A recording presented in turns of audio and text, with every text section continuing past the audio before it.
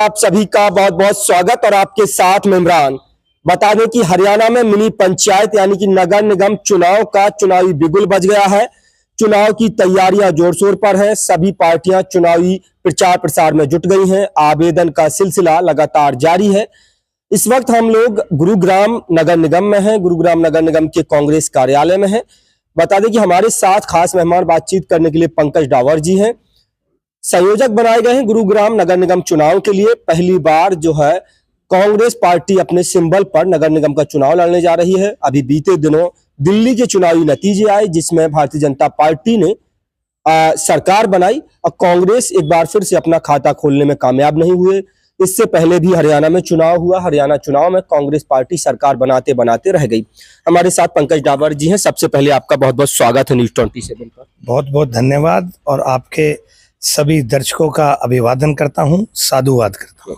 पहला सवाल यही रहेगा, अब जो है नगर निगम का चुनावी बिगुल बज गया है। चुनाव की तैयारियों में आप लोग जुटे हुए हैं, तो किस तरह से देख रहे हैं ये जो तस्वीर है आने वाले नगर निगम के चुनाव की, किस तरह से देख रहे हैं उसको?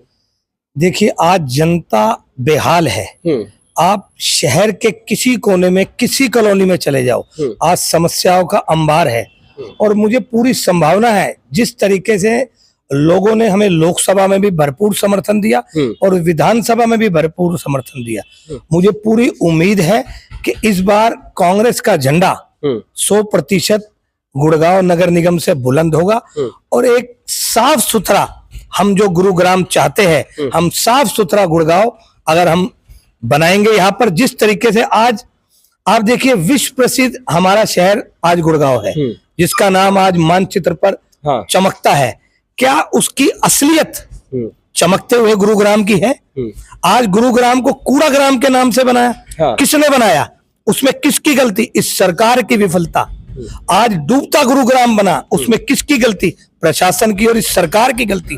मुझे बड़ी हैरानगी होती है, मैं कुछ लोगों के बयान देखता हूं और कुछ लोगों की बातों को सुनता हूं जो पहले या पूर्व पार्षद है। वो कहते हैं कि आओ हम मिलकर बनाए स्वच्छ गुरुग्राम, आओ हम मिलकर बनाए स्वच्छ वार्ड।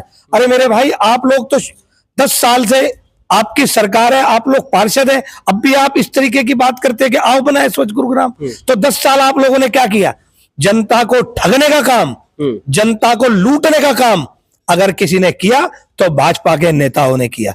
इस बार हम इनका सुपड़ा साफ करने का काम करेंगे और आप देखिएगा बहुत मजबूती के साथ कांग्रेस तैयारी कर रही है और मजबूती के साथ हम लोग ग्राउंड पर उतर के इस जीत को हम जनता को समर्पित करेंगे। पंकज डावर जी, सबसे बड़ा सवाल है कि पिछले विधानसभा चुनाव में हमने देखा कि कांग्रेस पार्टी में किस तरह की अंतरकल है और गुटबाजी देखने को मिली। उसी गुटबाजी का खामियाजा कांग्रेस पार्टी को भुगतना पड़ा। सरकार बनते बनते जो रह गई। एक तरफ शैलजा गुट था, एक तरफ भूपेंद्र हुड्डा का गुट था, दूसरी तरफ और गुट थे, तमाम जो सुरजेवाला का गुट था, और यही गुटबाजी जो है कांग्रेस पार्टी को महंगी पड़ी। तो क्या देख रहे हैं कि जो नगर निगम का चुनाव है, जो मिनी पंचायत का चुनाव है, छोटा चुनाव है, इसमें इस तरह की गुटबाजी नहीं देखने को मिलेगी? देखिए, इसको गुटबाजी का नाम मेरा मानना है कि आप लोग देते हैं। हम लोग क्या गुटबाजी? सुनिए, दोनों खेमों में नाराजगी थी। आप सुनिए, आपने कहा कि हम लोग नहीं देते, दोनों में नाराजगी थी। मुझे आप एक चीज का जवाब बताइए। कांग्रेस एक बहुत बड़ी पार्टी है और हर नेता के अपने समर्थक होते हैं। हम उसको चाहे गुटबाजी का नाम दे या कुछ, महत्वाकांक्षा होती है नेताओं की। देखिए, महत्वाकांक्षा होती है और सबके अपने वर्कर्स भी होते हैं, सबकी विचारधारा। तो कांग्रेस से मुझे आप एक भी ऐसे नेता का नाम बताए, एक भी ऐसे कांग्रेस के बड़े नेता का नाम बताए जिसने कांग्रेस में होके कांग्रेस के खिलाफ काम किया हो, राहुल गांधी जी के खिलाफ काम किया हो, खड़गे जी के खिलाफ काम दिया हो। मुझे आप एक नेता का नाम नहीं आया करे अंदर खाने, तो मतलब जो ये काम हुए होंगे ना, तभी तो कांग्रेस जो है एग्जिट पोल आ रहे थे, ओपिनियन पोल आ रहे थे, जहां सरकार बनते हुए दिखाई दे रही थी, फिर कैसे सरकार नहीं बन पाई? देखिए, किसी ना किसी कारण से हम चूके, इसमें कोई दो राय नहीं है। इसमें मैं आपकी बात बड़ी करता हूं कि कोई ना कोई कमी रह गई होगी, लेकिन लोकतंत्र में देखिए इस तरीके की चीजों को हम मना भी नहीं कर सकते और हमारे अंदर कुछ ना कुछ कमियां रही होगी जिसकी वजह से आज हम सरकार से थोड़ा चूके। लेकिन तंत्र की जीत भी है। आप देखिए जिस तरीके से माहौल क्रिएट था, मीडिया भी कहती थी, भाजपा के नेता भी कहते थे कि कांग्रेस की सरकार बनने जा रही है। बच्चा बच्चा हरियाणा का कहता था कि कांग्रेस की सरकार बनने जा रही है। उसके परिणाम उसके उल्टाए, जो कि हमारे लिए भी चौंकाने वाले थे, आम जन के लिए भी चौंकाने वाले थे। लेकिन उसका मंथन जारी है। कहीं ना कहीं आपकी बात में दम है, कहीं ना कहीं कोई कमी रह गई होगी और उस पर हम मंथन कर रहे हैं और हम पूरा प्रयास करेंगे कि जो ये आगामी चुनाव है, ये जो निगम के, इसमें इस तरीके की चीजें रिपीट ना हो और हम इसमें अच्छे तरीके से परफॉर्म करें और अच्छे हम उम्मीदवारों को टिकट भी दें और अच्छे उम्मीदवारों को जितवाएं भी। सवाल है कि विपक्ष के सबसे बड़े नेता राहुल गांधी कन्याकुमारी से लेकर के कश्मीर तक की 3500 किलोमीटर की लंबी यात्रा करते हैं।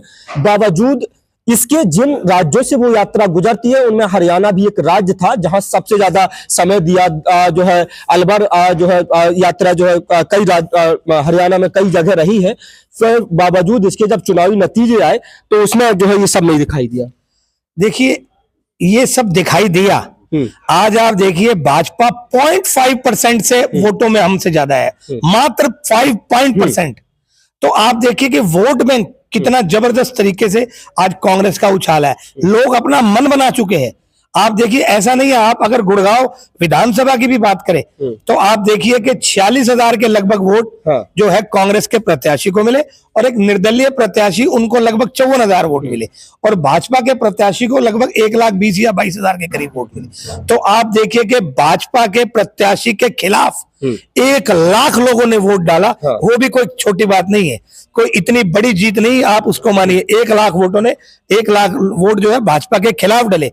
भले ही वो 46,000 वोट हमें आए लेकिन 1,00,000 लोग जो है लोग भाजपा के खिलाफ भी थे। तो कांग्रेस हरियाणा के अंदर खासकर सबसे बड़ी विपक्षी पार्टी है और 0.5% को ज्यादा अंतराल नहीं है। अगली बार आप देखिएगा हम विपक्ष की भूमिका जो इस बार हम निभा रहे हैं इसको बेखूबी निभाया जाएगा और अगली बार के लिए हम पूरे तरीके से तैयार है और इस तरीके की जो है वो कभी भी कमी नहीं रहेगी और इस निगम चुनाव में भी आप देखिएगा कि हमारा बिगुल अवश्य बजने जा रहा है। पंकज डावर जी, सवाल है कि दिल्ली के विधानसभा चुनाव के जो नतीजे आए हैं उसमें भारतीय जनता पार्टी 27 साल बाद सत्ता में काबिज हुई है, कांग्रेस पार्टी का खाता तक नहीं खुला है। तो क्या उन नतीजों का प्रभाव गुड़गांव नगर निगम में, हरियाणा के नगर निगम में पड़ेगा क्या?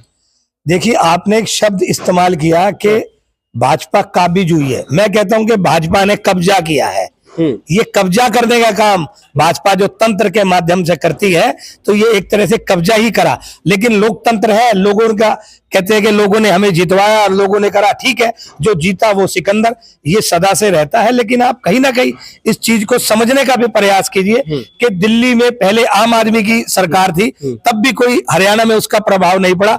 अगर आप भाजपा की पड़ी तो कोई ऐसा मैं नहीं मानता कि इन जो चुनाव के अंदर कोई ऐसा लंबा चौड़ा प्रभाव पड़ेगा और कांग्रेस बहुत अच्छा परफॉर्म करेगी और बहुत अच्छे हमारे उम्मीदवार जो देखिए आज या उम्मीदवारों का तांता लगा हुआ है। आप भी आज कार्यालय में हैं तो लोगों के अंदर जोश है।